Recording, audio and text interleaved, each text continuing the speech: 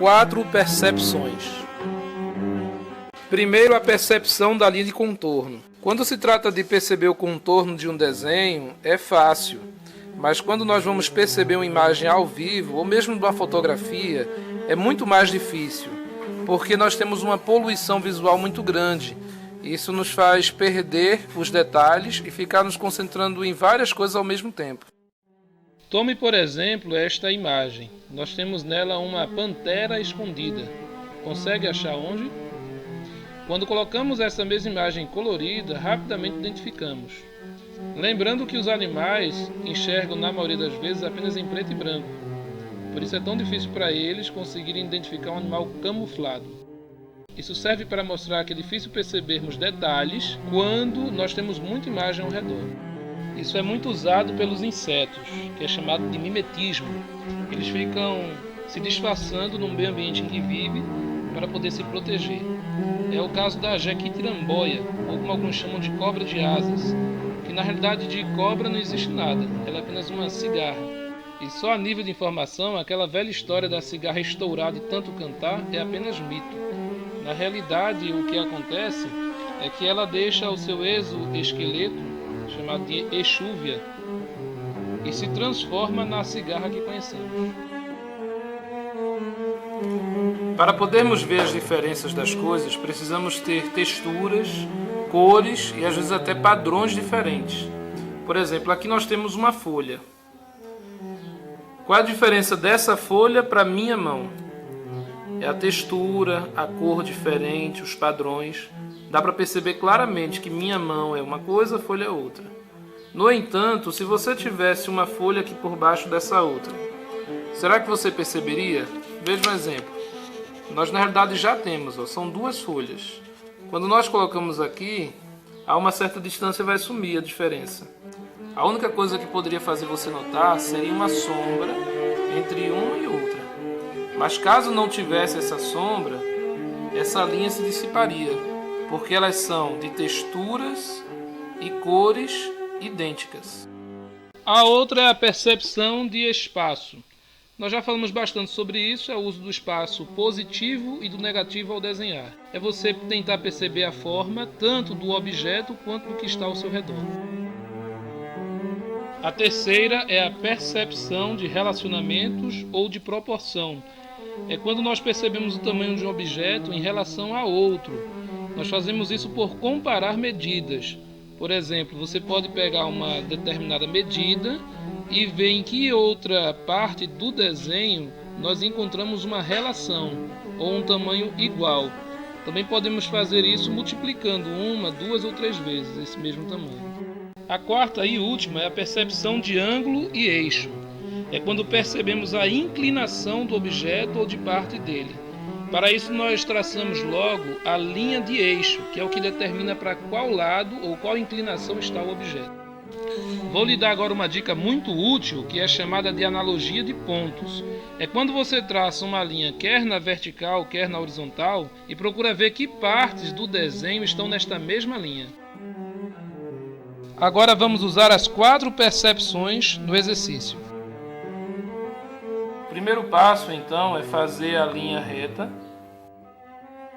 E você pode ter uma referência aqui por esta linha aqui do meio. Depois a azul está levemente inclinada. Seria um erro, por exemplo, você fazer ela inclinada demais, como se fosse assim. Acha que está na inclinação correta que eu fiz agora? Repare que não. Veja que aqui está muito perto e aqui distante demais. Então vou corrigir aqui sem apagar.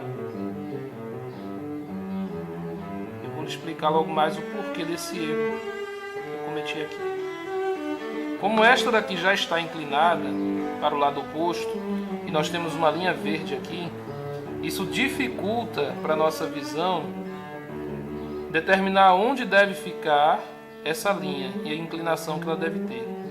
Então, quando tiver algo reto do lado é mais fácil. Quando tiver já algo inclinado vai ser mais difícil. Tente fazer nos mesmos formatos. Por exemplo, veja que a minha aqui ficou muito arredondada. Ela teria que ser mais aberta. E agora a última. Como eu lhe disse, já que tem uma linha reta aqui, fica mais fácil de fazer essa.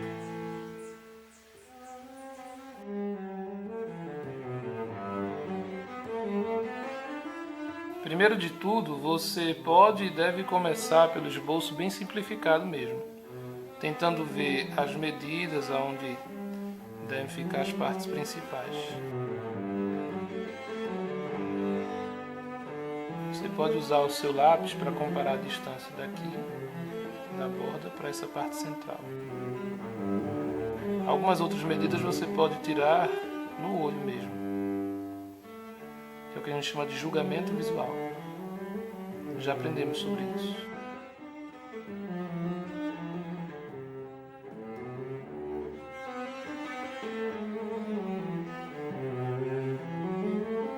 Veja as distâncias.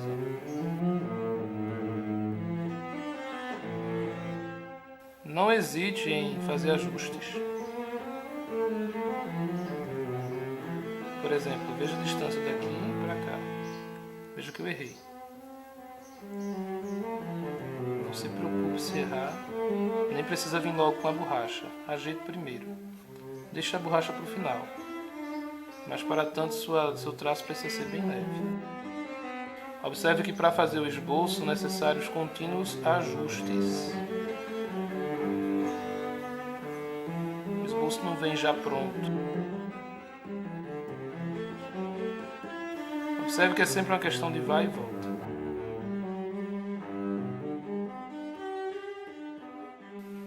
Depois que estiver satisfeito com seu esboço, você pode clarear um pouco com a borracha. Agora eu vou individualizar minha atenção a cada parte de cada objeto que eu estiver fazendo. Às vezes as curvas são bem sutis. Veja essa entrada que eu fiz aqui agora. Ela não existe aqui, é um erro. Talvez nessa ocasião você queira apagar, porque nós já estamos finalizando o desenho, fazendo reafirmações. Também nessa fase não se preocupe com perfeição demasiada. Evidentemente vão ocorrer erros. Queremos minimizá-los, mas eles ocorrerão.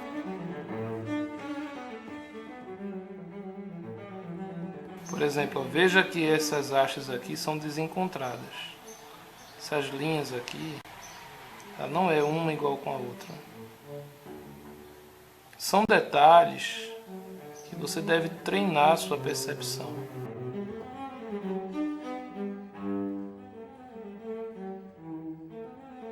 Bem, aqui eu posso agora arte e finalizar o desenho.